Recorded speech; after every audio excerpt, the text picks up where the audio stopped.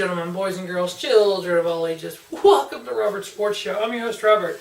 Alright, Ring of Honor, Best in the World was Friday night. Like I said in my preview, get the review up on Monday. Had work Friday, Saturday nights, 3 to 11. Finally got it finished, watched, and everything. Some good matches. Some matches that I think underwhelming, I guess is the right word. That I was expecting more of, that I didn't get what I was expecting. A couple matches, exactly what I was expecting.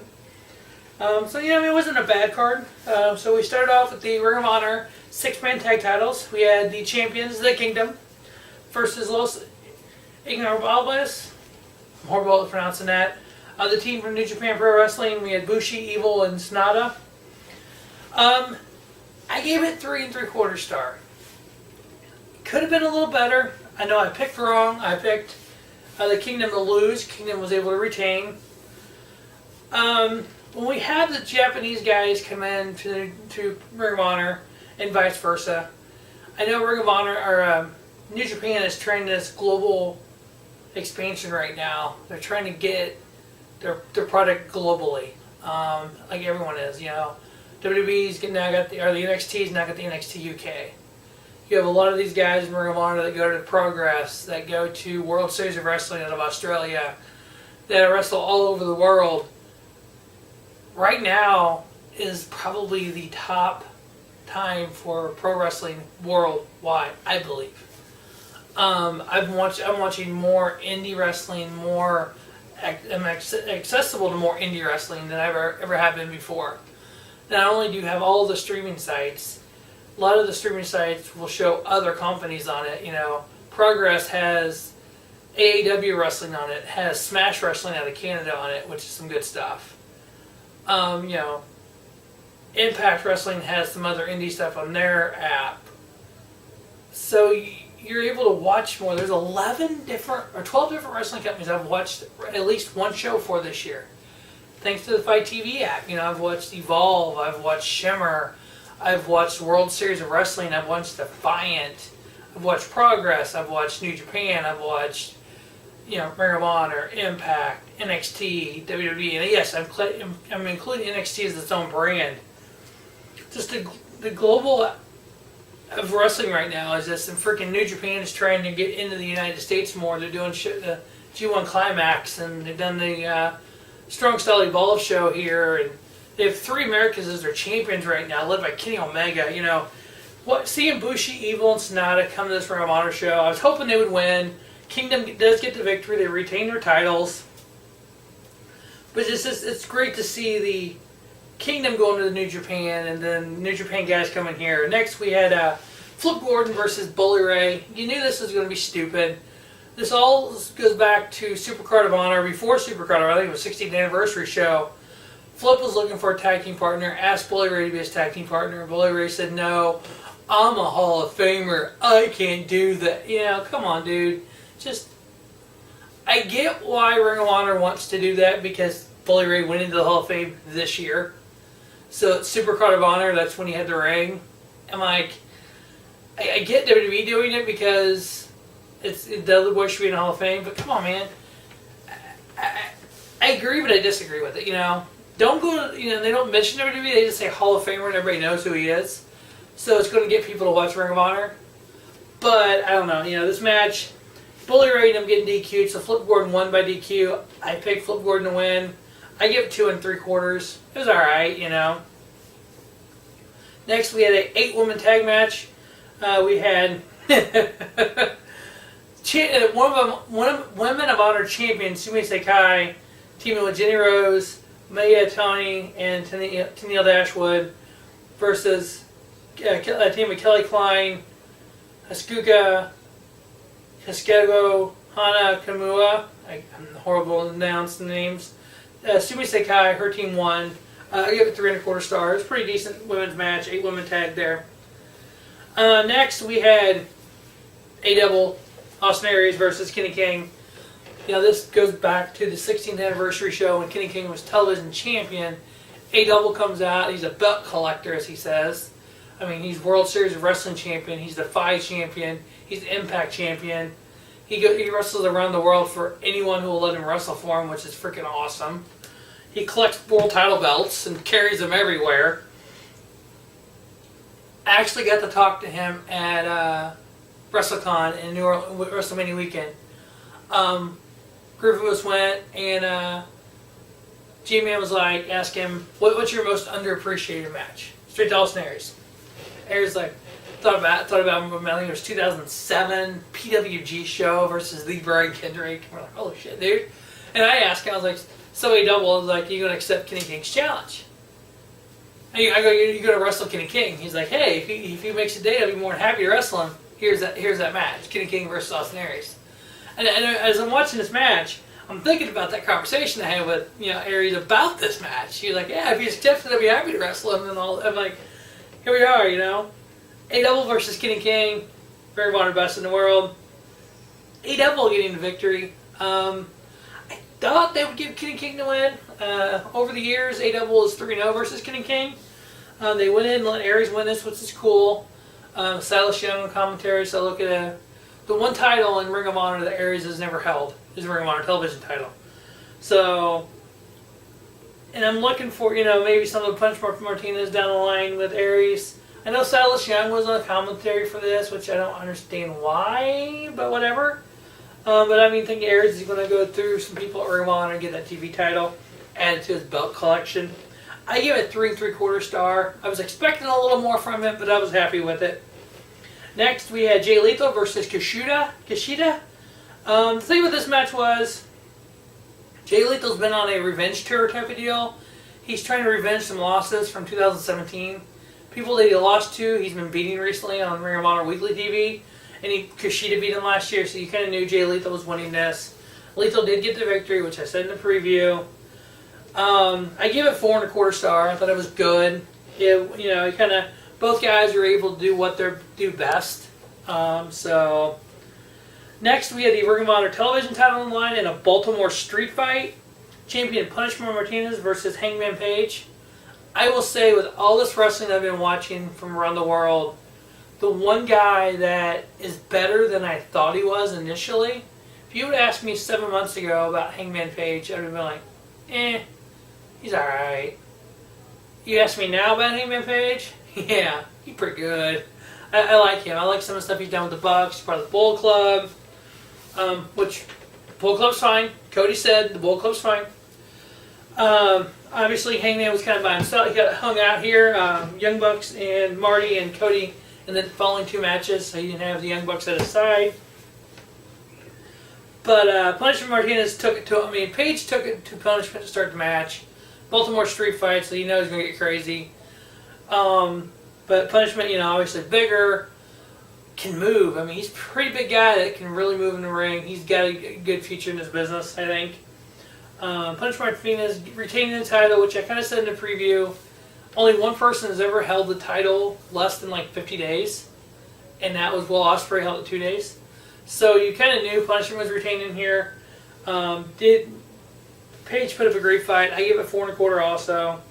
One of my 4-star list matches for the year. So it was a good match there. Next, we had the Ring of Honor Tag Team titles on the line. You knew this match was going to get crazy. You had 9-time and reigning ROH Tag Team Champions, the Briscoe, Jay and Mark, the Briscoe brothers, Sandy Fork, Delaware, versus the Young Bucks. Matt and Nick Jackson, 4-time Ring of Honor champion, current IWGP World Heavyweight Tag Team Champions, current, one half of the 6-man champions, openweight 6-man championships. I thought they had another title. I think they just had the two titles. The Young Bucks, just fucking believable. Last week on Ring of Honor Weekly, it was Punishment Martinez teaming up with Briscoes versus the Young Bucks, which is Hangman Page and the Young Bucks. On Ring of Honor television, I give it 4.5. So I knew this match was going to go crazy. It did. It did everything it should have done. We had a super kick party. We had freaking Jay drillers. We had freaking Jay flying off the top rope. We had the Bucks flying everywhere. You just had a freaking amazing match. I gave it 4 3/4. It was one of the best tag matches of the year. Unfortunately, when there was another tag match around from New Japan Evolve, Strong Style Evolved, that involved the Golden Lovers, which is Kenny Omega and Kota Ibushi, versus the Young Bucks. When that is the,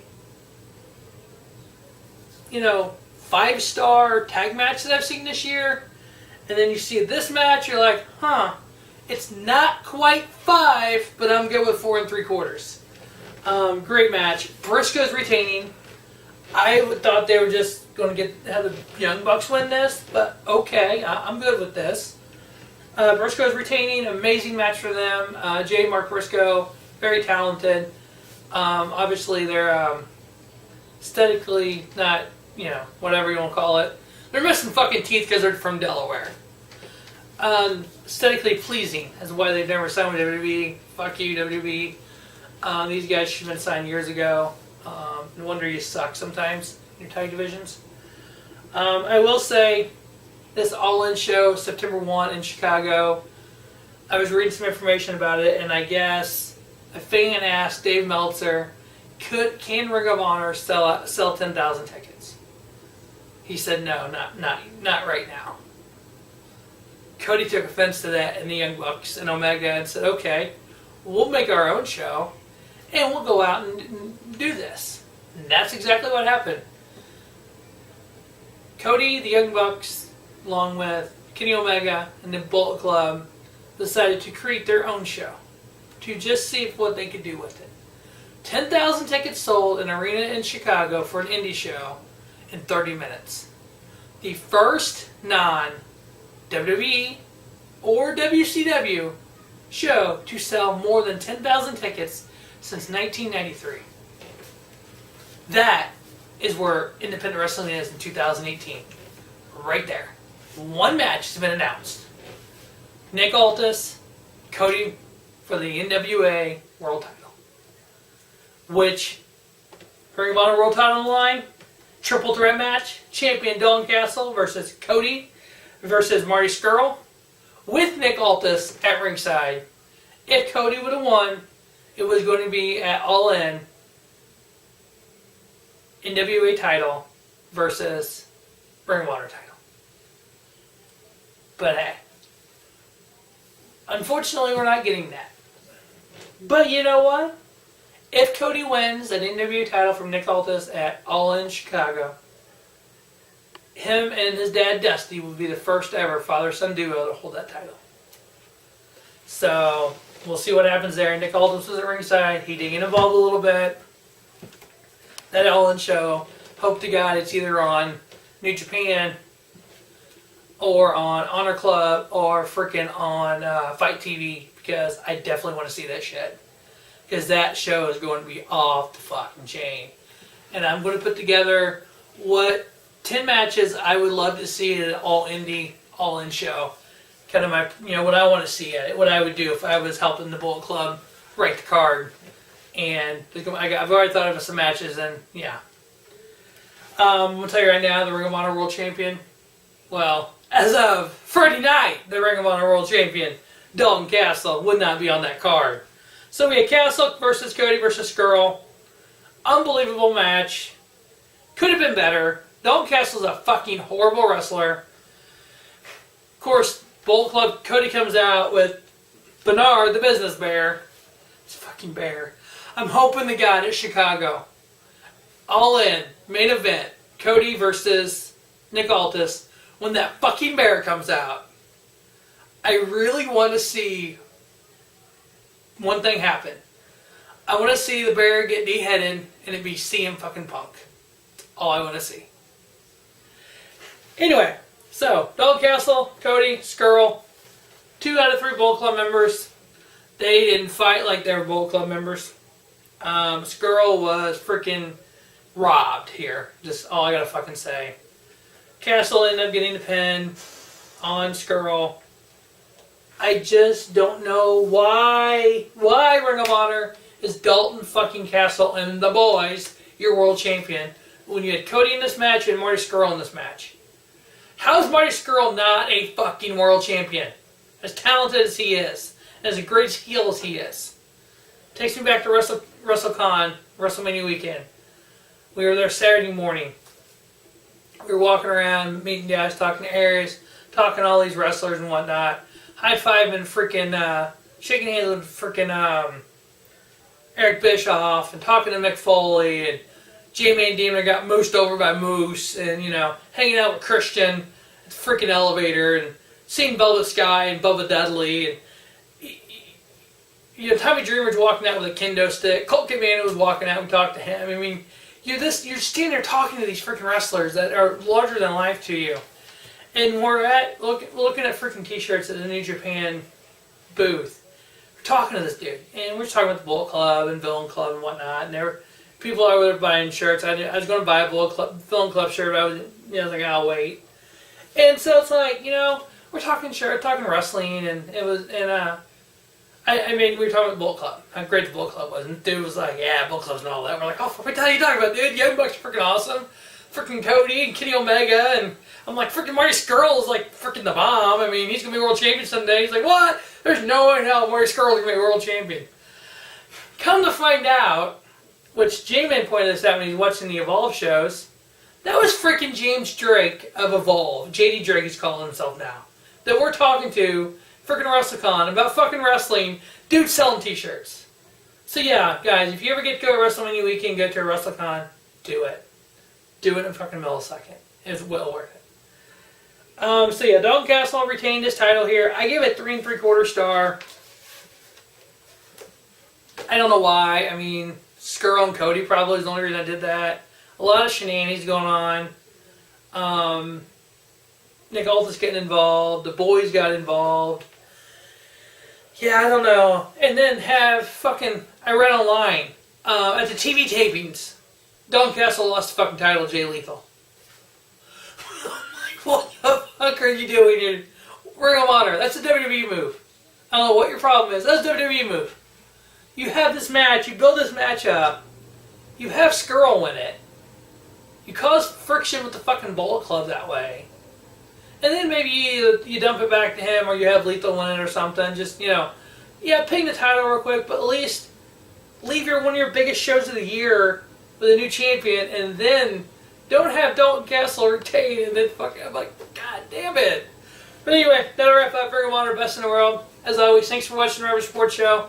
And don't just have a great day, have a spiffy day. Rubber Sports Show, your YouTube leader in sports channel content.